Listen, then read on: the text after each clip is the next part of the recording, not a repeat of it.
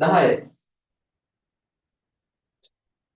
කේවල සමගි ව්‍යාපාරයක් කරන දිල්ලුක්සි ට්‍රේඩර්ස් 22 3 31 දින අවසන් වර්ෂය තුලදී 58000ක තොග පරිත්‍යාග කළාද? කෙසේවුද මේ පරිත්‍යාග සම්බන්ධයෙන් කිසිදු ගැළපීමක් ගිණුම් පොත්වල සිදු කර නොමැත. 22 3 31 දින අවසන් වර්ෂයේ මූල්‍ය ප්‍රකාශන පියද කිරීමේදී අවසන් තොගය නැත්නම් විදර්ශනයේදී භෞතික තොගය මත අවසන් තොගය ගණනය කළාද? අවසන් තොගය අරන් තියෙන්නේ අවසන් දවසේදී වෙච්ච භෞතික තොගය මත කවුන්ට් කරලා. ඊට පස්සේ අපෙන් අහනවා තොග පරිත්‍යාග ගිණුම් පොත්ත නිවැරදිව ගැලපුවා නම් දරලාභය හා සුද්ධ ලාභය ඇතුළ බලපෑම. දරලාභය හා සුද්ධ ලාභය බලපෑම. දරලාභය සුද්ධ ලාභය. right. උදාහරණ මෙයා තොග පරිත්‍යාගයක් වලින් ගලපලා නැහැ. කීයද බලන්න 58000ක් නේ. මම කක් ගාලා කියන්න තොග පරිත්‍යාග ගිණුම් කියන දිස් සටහන, ජනරල් සටහන.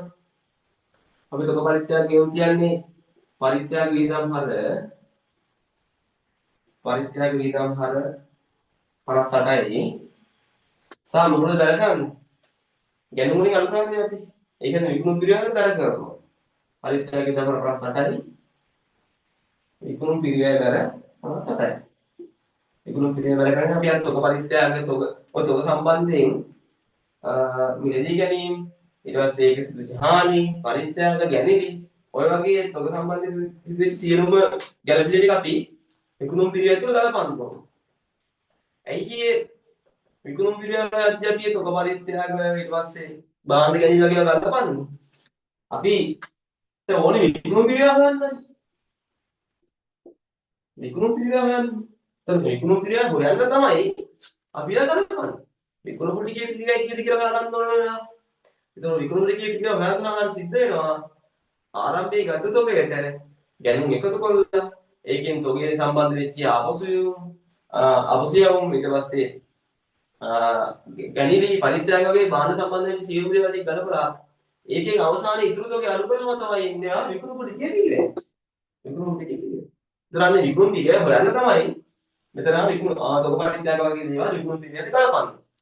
right එහෙනම් විකුණු ටික බැරිනම් 58යි පරිත්‍යාග වියදම් කරේන 58ක්. right පරිත්‍යාග වියදම් අර කියන්නේ වෙනත් වියදමක්.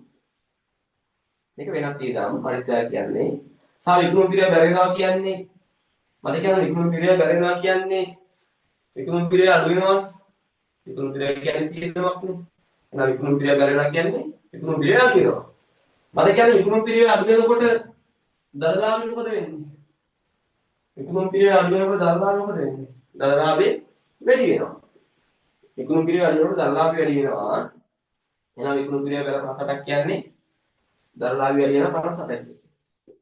දරලාභය වැඩි වෙනවා 58කින්. දරලාභය වැඩි වෙනවා 58කින්. සා මට කියන්නේ දරලාභය 58කින් වැඩි වෙනවා කියන්නේ සුද්ධ ලාභෙත් 58කින් මොකද වෙන්නේ? දරලාභයට බලපාන හැම එකක්ම සුද්ධ ලාභයට බලපානවානේ.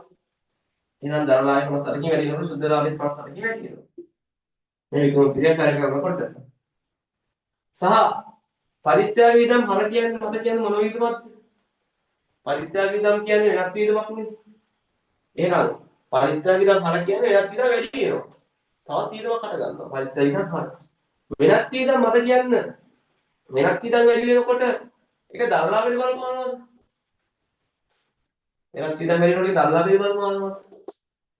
නෑ දරලාභයට බලපාන්නේ නෑ. ඒතකොට වෙනත් වියදම් වැඩි වෙනකොට ඒක බලපාන්නේ සුද්ධ ලාභයට. ඒක බලපාන්නේ සුද්ධ ලාභයට. එහෙනම් වෙනත් වියදම් හර කියන්නේ සුද්ධ ලාභය අඩු වෙනවා. දැන් වියදම් හර වෙලා සුද්ධ ලාභය අඩු වෙනවා ආයි 58කින්. සුද්ධ ලාභය අඩු වෙනවා ආයි 58කින්. ඒක දරලාභයට බලපාන්නේ නැහැ. වියදම් හර කියන්නේ දරලාභයට බලපාන්නේ නැහැ. ඒතකොට එච්චරයි. මේක ඉස්සරහම හරියට ගලපන්න කියලා දෙකේ. right. ඒතකොට අවසාන වශයෙන් එනවා දරලාභය වැඩි වෙනවා 58කින්.